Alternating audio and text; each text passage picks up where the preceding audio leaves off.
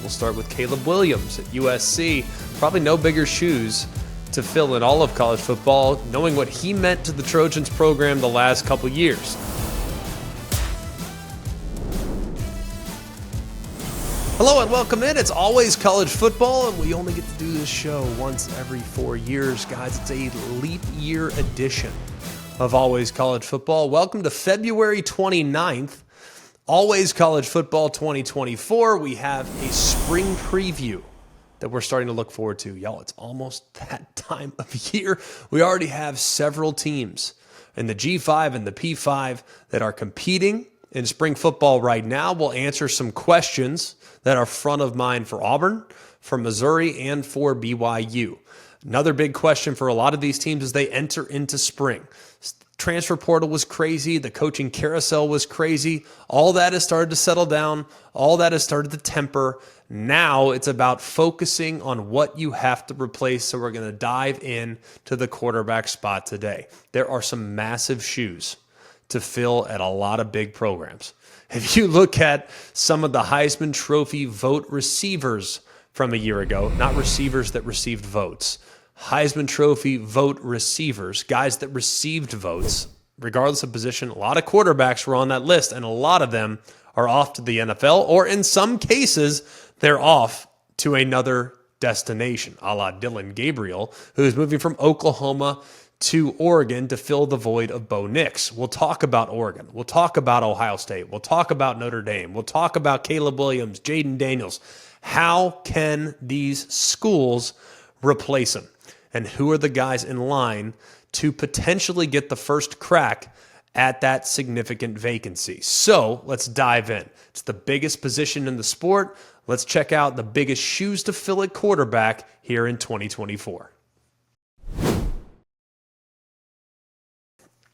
A lot of great quarterbacks departing this year from the college football ranks, all taking their talents to the NFL, some of which actually transferred to different schools, but they leave some pretty significant shoes behind that must be filled. We will start with a couple of guys that have Heisman trophies on their mantle. We'll start with Caleb Williams at USC. Probably no bigger shoes to fill in all of college football, knowing what he meant to the Trojans program the last couple years. 2022 Heisman Trophy winner, Maxwell Award winner, AP Player of the Year, 10,000 career passing yards, 93 career passing touchdowns. That's both at SC and at Oklahoma. So a lot to take into account. And if we were to go into bowl season and think to ourselves, man, what is USC's quarterback spot going to look like? I think a lot of us, self-included, you guys know this too.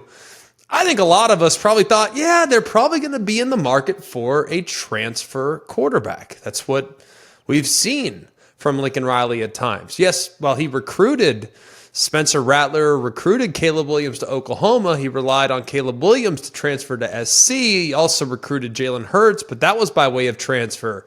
He also had Baker Mayfield that he inherited kind of, but he was by way of transfer. You look at Kyler Murray, he was by way of transfer. I just thought for sure that, hey, there'd be the likelihood that he's probably going to go to the portal and probably going to be able to attract a pretty dang big fish. And looked like they were going to do that for a minute. Looked like they were going to go in the Will Howard sweepstakes, but instead, Miller Moss went out and completed 23 of 33 for 372 in his first career start in the bowl game that was against Louisville. He also had a bowl record 6 touchdown passes in that game. And Lincoln Riley after the game said, quote, he may have scared off anybody that would want to come here anyway. Now, it's pretty amazing when you think about that performance and the inside track that he now has in becoming the starting quarterback at SC. Prior to the bowl game, he had just 59 career attempts, but he was a former ESPN top 40 recruit back in 2021 and just kind of waited his turn. Now, he didn't wait quite as long as Carson Beck did at Georgia, but it's a comparable path. Hey, 2 years, 3 years at SC might be better than 3 or 4 years at some other place. So I'll just take my time. I'll wait. I'll learn the offense. When I get my chance, I will seize the opportunity. They also went out and got Jordan Mayava from UNLV, who went for over 3,000 yards and 17 touchdowns last year, also ran for nearly 300. So those two might be competing, but right now it's in all likelihood probably going to be Miller Moss that will be the guy going into 2024, especially after Malachi Nelson decided to transfer to Boise State. Another guy that has a Heisman Trophy is Jayden Daniels. He is departing for the NFL as well. By the way, his draft stock skyrocketing.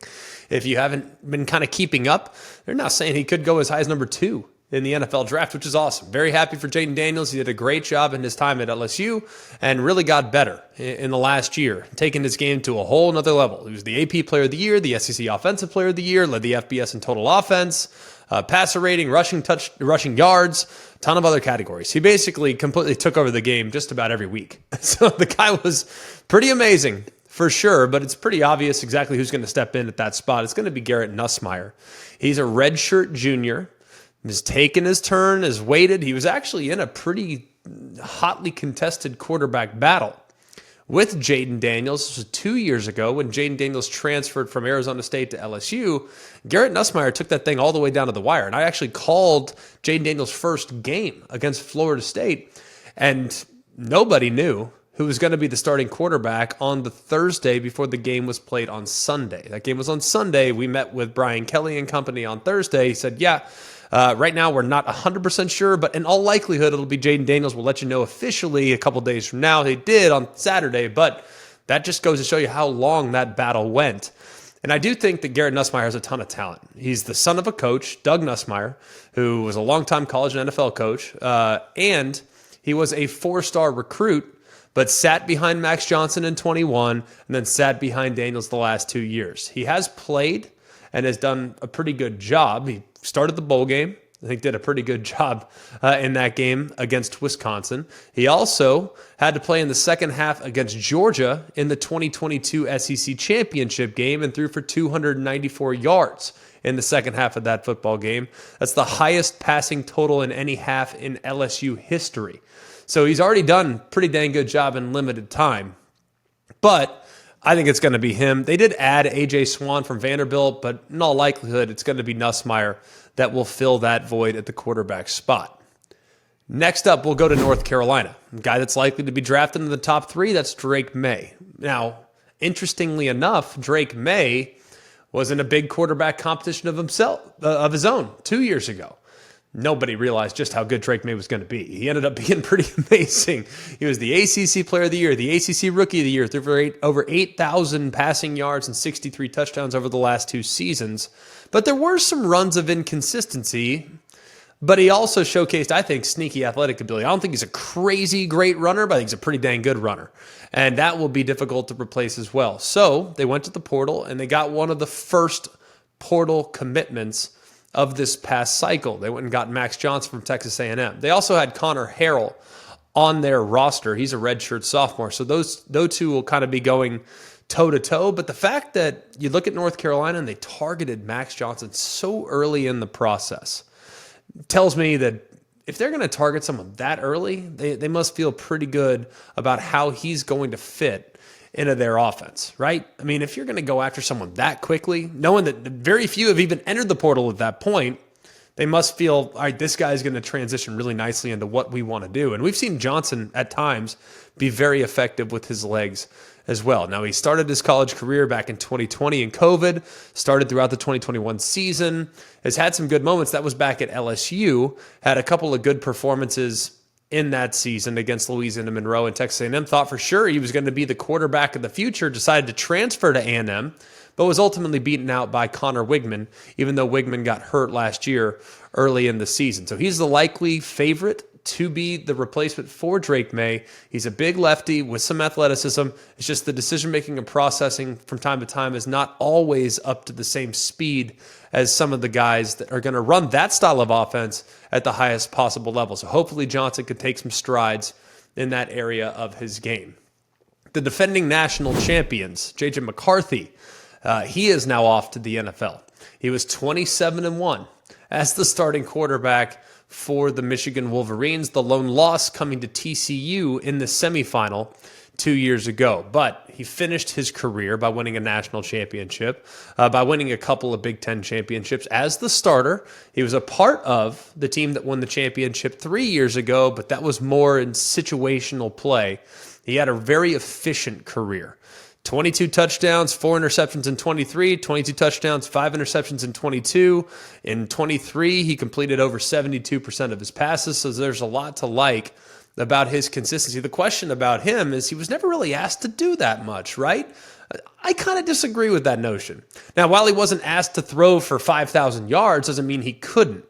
I think when he was asked to make a play, and we look back to the national championship, there were 2 throws in that game that were big-time throws. I mean, really big-time throws. He threw an over route over the top of the defender, underneath another defender. That was for a big play early in the game. And then the play that really broke it open, it was back and forth, defensive struggle. He broke it open by hitting his tight end right over the middle, and he scampers for a big run. Those were 2 big-time throws, and not being asked to do a lot, man. Those were throws that were under some significant pressure. So who is in contention to replace him? Alex Orji, probably the leader in the clubhouse, based on how he's already showcased his athleticism, more as a change of pace player, but that was how Jayden McCarthy was kind of brought on early in his career. And then Jayden Davis, who's a freshman. You also have to think, too, will they be a player in the portal at some point? In the event in which a guy gets beaten out, will they go to the portal in May and say, yeah, we'll take that guy as well, just to kind of fortify what we have on our depth chart? Maybe a veteran, a guy that's played before. We've seen great players transfer in May to become the starting quarterback in August and go on to have great careers. The one that comes to mind first is Joe Burrow. Now, that was a couple years ago. He didn't have the best year in 2018, but we all remember what he did in 2019. He was incredible. So I think there'll probably be a player in the portal, but for now, it could be a 2-horse race at least this spring. You look at Davis, I think everyone's a little familiar with what Orji is. He averages almost 6 yards a carry last year. Had 123 rushing yards and 3 touchdowns in his 2 years, but only 1 career pass attempt. But Davis, people aren't as familiar with him, was pretty highly recruited back in 2024, was a top 120, 140 recruit, depending on what service you use. So he is a guy that they did have high hopes for when he was in the recruiting process. Washington has massive shoes to fill, not just with their coaching staff and their departure for Alabama, but Michael Penix is gone. The Heisman runner-up, 2023 Maxwell Award winner, second-team AP All-American, led the FBS with nearly 5,000 passing yards and threw for 36 touchdowns. That was the 3rd most in the country, while completing 65% of his passes. You look at his yards per attempt, that 65% number is going to be really difficult to replicate. And for a moment, you were looking at Washington, you're like, man, they are in a tough spot. Because Will Rogers, who had transferred from Mississippi State, was back in the portal after Kalen DeBoer ultimately left for Alabama. So you thought for a second that maybe Noah Fafita from Arizona would follow Jedd Fisch to Washington to replace Michael Penix. Well, Fafita decided to stay back at Arizona, which means they were in a tough spot at quarterback. It might be Damon Williams, who's a freshman to transfer from Arizona. There's no telling where this thing could go. But cooler heads prevailed. Will Rogers decided to return back to Washington, which I think was massive. And I actually think it's going to be a good fit for him. The guy's been really effective, granted, in an offense that was more air raid in its principles, but he's thrown for nearly 9,000 career passing yards, has had big-time experience in 2021 and 2022 at Mississippi State under Mike Leach. And then last year under Zach Arnett, things were not quite as comfortable, but I think he's a great competitor. I think he's pretty accurate. I think he's got a chance to be very, very effective in this offense, assuming they're going to be running an offense that's very similar to what we saw at Arizona a year ago. So it will be interesting, I think, to see how long does this quarterback contest go, because it's really Will Rogers, who's 60-year player, against a couple of guys that were freshmen and are really inexperienced but have talent. So we'll see exactly how Jedd Fisch decides to enter into the Big Ten in their first year in their new conference. Florida State, massive shoes to fill, and we found that out last year.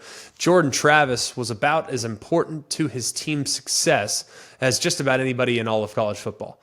I think he finished 5th in the Heisman Trophy voting. On my ballot, I had him 2nd. That's how good I thought he was. I thought Jayden Daniels was the best and was the most invaluable player on the roster there for LSU. But for Florida State, Jordan Travis, his absence could not be overstated. 2023 ACC Player of the Year, threw for 2,700 passing yards, just 2 interceptions in his 11 games played there in 23. He was a first-team All-ACC player in 23 after being second-team in 2022. So, who are they going to have to replace him? Right now, I think all signs point to DJ Uiagalelei. Now, he's transferring over back to the ACC. Remember, he started his career at Clemson. He went to Oregon State. Thought he had a very solid season, by the way. Quietly, he didn't put up ridiculous numbers, but I thought he actually handled things very well in an offense that was certainly leaning towards the run. But if you look at what he did, I think he did a really good job. Career high in passing yards, over 2,600, 21 touchdowns. That was one shy of his career high at Clemson, although his completion percentage dropped, but the passes and the yards per attempt were a little bit better than what we saw at times with Clemson. We know he's 6'4", we know he's 250, has all the tools that you could want, but he's got a very different skill set from that of Jordan Travis. I expect this offense to change drastically because Mike Norvell's a really good coach. He's not going to put his quarterback, DJ Uiagalelei, in a position to run an offense that doesn't really suit his skill set. So I think you're going to see more downhill run. I think you're going to see more back to the defense play action. I think you're going to see more passes down the field and not as much on the RPO that we saw over the last few years with Jordan Travis. Now, Uiagalelei is going to have to play well.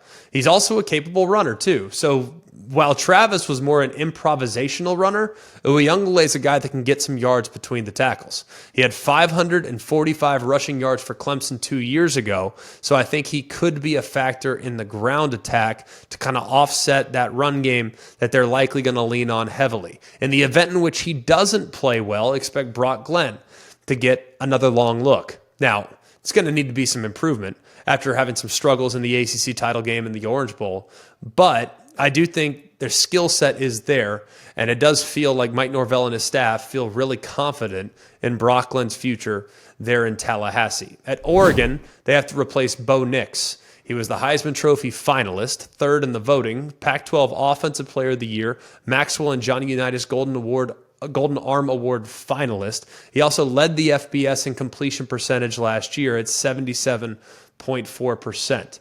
He had a very, very good career. People will look back to his time at Auburn and they'll say, well, it just never amounted to what they thought it was going to amount to. That's because the expectations were so astronomically high. He did a lot of good things at Auburn. It just he didn't reach his ceiling until he got to Oregon.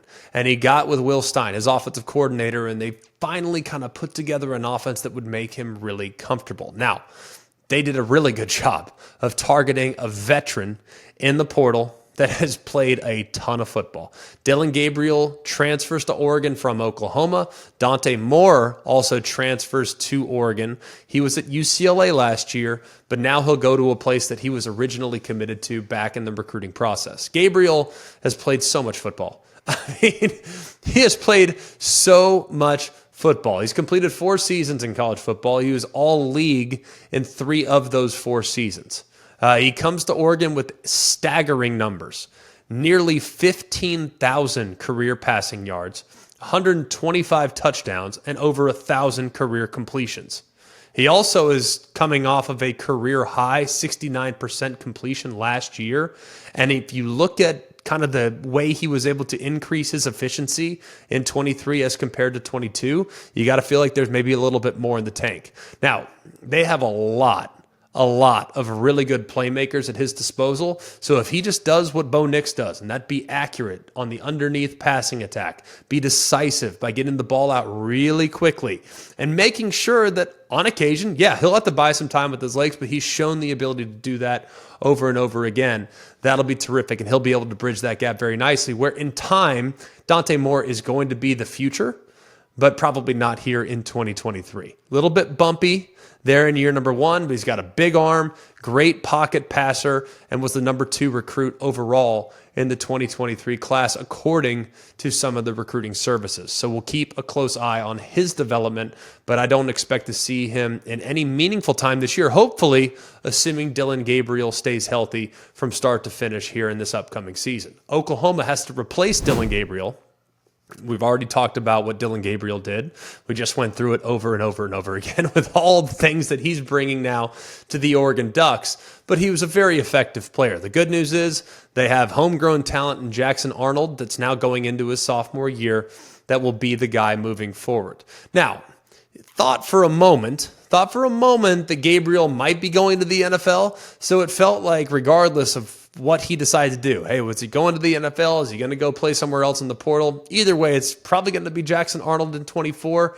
And they now go get Seth Littrell, new offensive coordinator, former head coach at the North Texas Mean Green. I love the hire. I love Seth Littrell. I think he's a great offensive mind. And the transition now from where they were with Jeff Lebby to Seth Littrell is going to be very seamless. And Arnold, who has kind of gotten comfortable running a specific scheme, the transition for him won't be very difficult. He was highly recruited in his own right. We talked about Dante Moore a second ago, who's the number 2 recruit. Well, Arnold was the number 3 recruit back in the 23 class. Ton of talent, and there were some pretty bright spots in his first year as a Sooner quarterback. Threw for over 560 yards, 4 touchdowns, did have 3 interceptions, but did play in 7 games. And he, of course, got the start in the Alamo Bowl against Arizona, where there were some positives, over 360 passing yards and a couple touchdowns, but there were also some really bad decisions made in that game. So probably need to clean those things up, but that's going to happen in time over the course of spring, summer, and then, of course, in fall camp. He also has some athleticism. He can run the football. He's not going to be a guy that's going to take over the game with his legs, but he does have that ability if needed. They also went out and got an insurance policy and adding Casey Thompson, who is the son of former offensive Oklahoma quarterback Charles Thompson, but he started several games at Texas, has been at Nebraska, has been at FAU, and has twice in his career gone over 2,100 passing yards. So that's a pretty good insurance policy if, God forbid, something were to happen to Jackson Arnold. A couple more before we shut this thing down, because there's a lot of quarterbacks that are departing, but the couple more notables that we want to make sure we talk about them. Ohio State, while looking at Kyle McCord's numbers, you're not going to be blown away. You're not.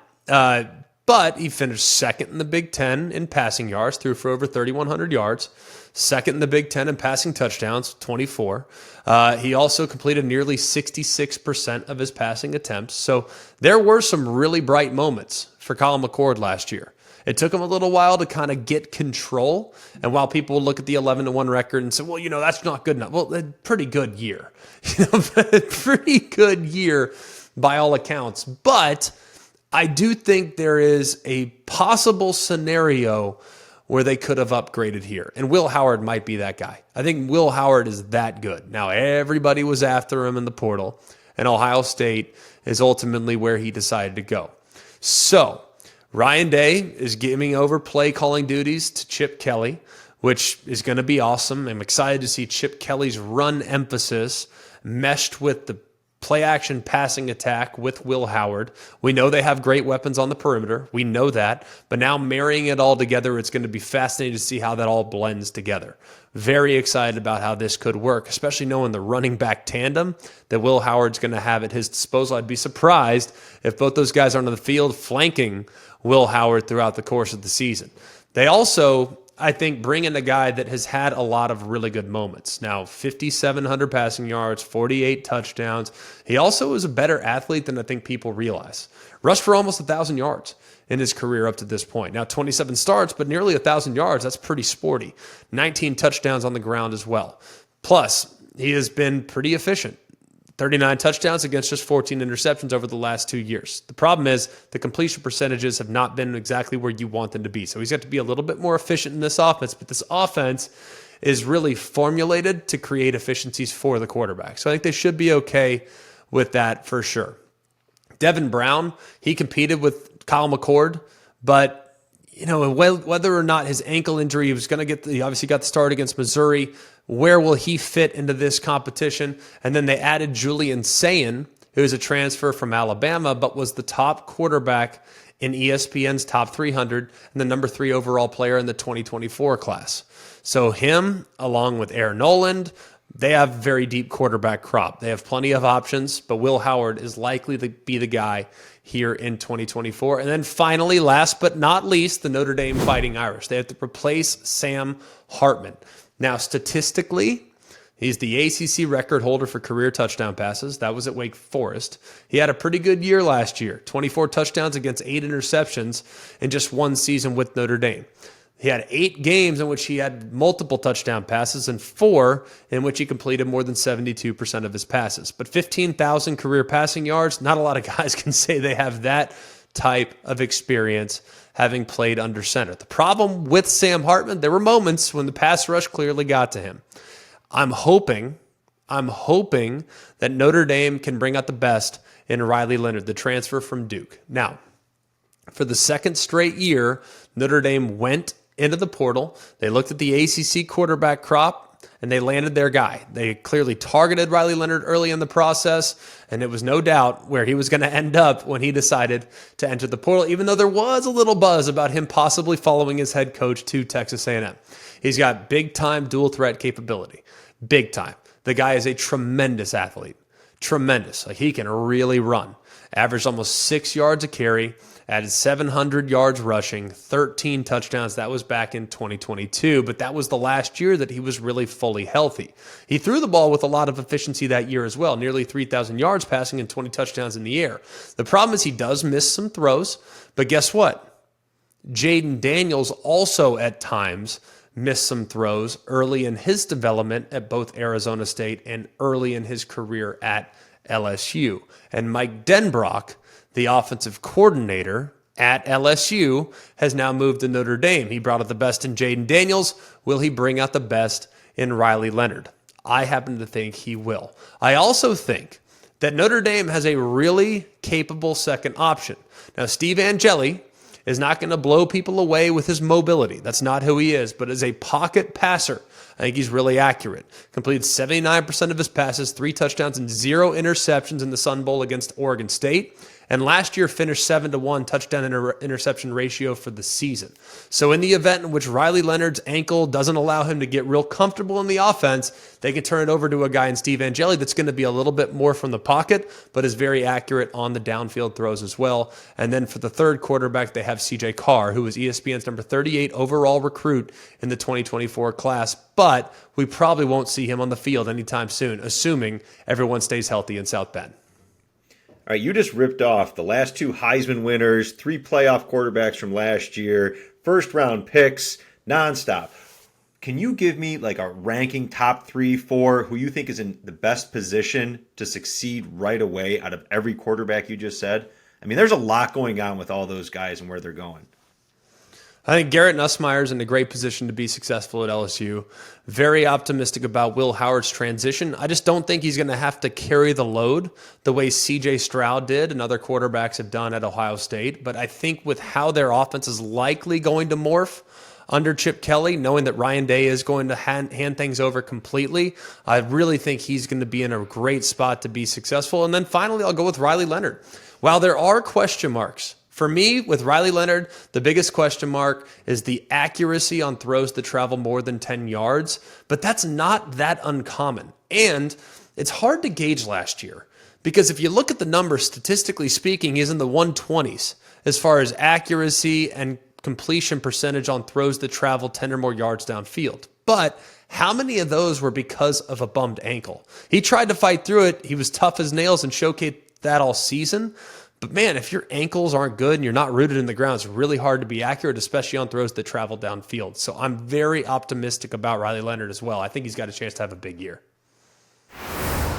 Spring practice is starting to get underway. And we're going to do this for all the Power 5 teams. And then when we get in the summer, we will review a G5 team or two because, guys, 12-team playoff era is here. The G5 is in the mix to compete for the national championship. But some spring practice dates that have gotten underway so far. February 27th, just a couple days ago, Missouri and Auburn got underway, the 2 earliest Power 5 schools to get things going. On the 29th, that's today, Bowling Green and BYU will get underway. And then on the 2nd, North Texas will get underway. So we're going to do a little spring preview, okay? We're not going to go deep in the weeds just yet, y'all. We have all summer to dive into all these questions and storylines. So I'm going to select just one Just one from Missouri, BYU, and Auburn. One storyline that I am most intrigued by heading into spring. Does that work? Because for Auburn, for BYU, for Missouri, I originally had like 7, and we don't have time to do all those, but we will. Don't worry, we got time. We have time down the road, just not in today's episode. Let's start with Auburn.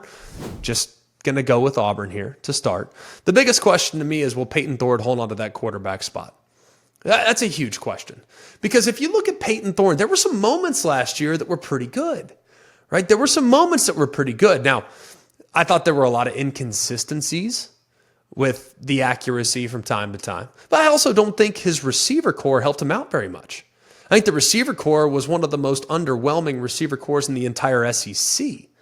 But I also look at some of the newcomers that are now stepping in, and while they'll be young, the guys like Cam Coleman, very optimistic about how he could step right in and be a difference maker at the wide receiver spot. I look at the running back tandem. Those guys are going to be good. I think the offensive line, they really solidified as the season went along last year, but Payton Thorne was just up and down. There were times in which he looked like he was looking at the rush. There were times in which it didn't look like he was going through his progressions downfield. He would kind of get a little bit lost. He might see some ghosts. So will he hold on to the quarterback spot? Because there is real competition. There is real competition on the Plains right now at that spot, because you bring in Walker White, a 4-star, into that quarterback room. That's a big-time competitor, and we know Hugh Freeze has a really long runway right now. Now, he can't go 6-6, 7-5 for the next 2 or 3 years, but he might say, hey, you know what, Payton Thorne, Walker White, you guys are really close. I'm going to go with the younger option of the two, because now we might have some chances to grow, and then 2 or 3 years from now, when we're really starting to expect to be competing for championships, Walker White might be one of the better quarterbacks in the SEC. So he is now into the mix. But don't sleep on Hank Brown and Holden Geriner. All right? They remain exactly where they are as the second and third string quarterbacks respectively. But Hank Brown might try to capitalize and try to surpass Geriner, maybe challenge Walker White, maybe challenge Payton Thorne for some snaps. Now, I think everybody that's analyzing this is kind of assuming that it's going to be Walker White as the second quarterback on the roster, but I think that's a dangerous assumption. Because I think Hank Brown's a good player. I think Holden Geriner is a guy that the staff was very high on last year. So this will be fascinating. Not just to see whether or not Payton Thorne leaves spring as the number 1 quarterback. I think that's likely. But who's 2? Who's 3? And who's 4? And in the event that number 4 doesn't want to stick around, number 4 could be a really nice piece to pick up, possibly now, in the transfer portal. So we'll keep a very close eye on that. Missouri is up next. Biggest question mark for Missouri. They lost their defensive coordinator. And I think Blake Baker, who is now at LSU, getting paid handsomely to coordinate the defense at LSU, by the way, one of the highest paid coordinators in the sport, and rightfully so. He has earned that and deserves it. But new defensive coordinator Corey Batoon, he's stepping in, and he runs a little bit of a different scheme than what they've had success with the last couple years. Now, Corey Batoon ran kind of a 3-3-5 scheme at South Alabama, but Eli Drinkwitz has already been outspoken in saying, hey, they're going to keep playing that 4-2-5 defensive look that matches the current personnel and that they found some success with. So that means Corey Batoon is going to have to adjust more to what it is that Missouri's done, not that Missouri is going to have to adjust to how Corey Batoon has done things, but he's really well respected. He's got a good track record and should fit in with the staff that seems to be very much on the same page. Now, they will have some new leaders on that side of the ball. The expectations for Missouri are sky high, and understandably so. They had an amazing year last year. An amazing year, 11-2 record, second place in the division, go to a New Year's Six bowl game, you beat Ohio State. That's a lot of boxes checked for Eli Drinkwitz, and now you look at their odds to make the playoff next year. I don't think Missouri's had expectations in the preseason that are this significant in quite some time, but there are a lot of new faces that'll be stepping up on that defensive side. Couple of names that are not going to be there. So finding adequate replacements for these guys I'm about to mention will not be easy. Darius Robinson, Tyrone Hopper, Chad Bailey, Chris Abrams-Strain, Ennis Rakestraw, J.C. Carlisle, Realus George, Jayden Jernigan. And these guys are all veteran leaders. So leaving all those guys in the midst of turnover, even though your coordinator and your defensive scheme is likely to stay the same, the coordinator is new, and a lot of the voices that you're going to hear in that defensive huddle are new as well. So very, very encouraged by what they've built, very encouraged by them embracing the expectations, but I do know that defense is something they need to kind of figure out because it's going to be a lot different and a lot of new faces on that side of the ball from what they used with a lot of success last year. And then BYU, the biggest thing for BYU, last year in the Big 12, y'all, it was disappointing. If you look at BYU's talent on their roster, last year, just guys that stepped on the field, they were talented. The problem is it was continuity. That was a massive issue. I mean, that was a massive issue. When they kicked off the 2023 season, they started 10 newcomers. 10. So that, I think, was difficult. It led to some inefficiencies offensively. It led to some mistakes, potentially, more so up front than pretty much anywhere else. I think there was kind of an underappreciated aspect of BYU's roster where they thought, hey, we got to kind of plug and play and we got to upgrade some talent because we're moving to the Big 12, we're moving to the Power 5. So as a result, roster continuity kind of went out the window. They brought in 60 newcomers last year. That number is going to be a whole heck of a lot smaller this year. And hopefully, instead of looking to the portal, they kind of focused their attention on roster retention. That should hopefully lead to improved quarterback play. That should improve, I think, progress at the skill positions like at wide receiver. They returned every starter from a year ago. In 2023, pretty much everyone last year at wide receiver was for the most part new. BYU's a little thin at running back, but you have a clear-cut starter back in LJ Martin. Tight end, there are a lot fewer answers at that position. They lost Isaac Rex to the NFL, but they've moved Keanu Hill from wide receiver to tight end. So you think that maybe they're going to adjust the way they kind of approach it schematically.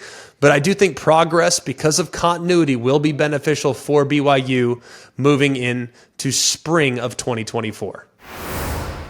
That'll do it for us here at Always College Football. Continue to ask all of you to like, rate, and subscribe to the show wherever you get your show. We appreciate so much those of you that have downloaded the podcast. It's been awesome. Those of you that come to us via the ESPN YouTube channel, subscribe to that ESPN college football page. We're going to continue to talk spring football, going to continue to talk about all the different pieces that need to be replaced for some of the contending teams. We still have coaching grades to get into. We still have spring football previews that we need to get into. And then we have all summer to do preseason top 25s. Coaching carousel that might still continue when the portal opens up just a couple months from now. So it never stops here in college football now. It's a lot different. It's a lot different than it used to be. We used to take a nice long pause between January when the national champion was crowned and April when we had some spring games. Now, this thing is nonstop, and we will be here with you all along the way. We also want to thank our friends at Holderness and Bourne who have decided to outfit the show moving forward. So check out our friends Holderness and Bourne. They have amazing polos, amazing clothes, pullovers, sweaters, pants, shorts, you name it. The best possible golf and leisure apparel that you can find. So check them out at holdernessandbourne.com. For all of us here at Always College Football, for Mark, Jake, Jack, I'm Greg. We hope you have an amazing day, and remember, it's always college football. Hey guys, it's Greg McElroy. Thanks for watching Always College Football. Make sure you like, rate, and subscribe to ESPN's YouTube channel and wherever you listen to your podcasts.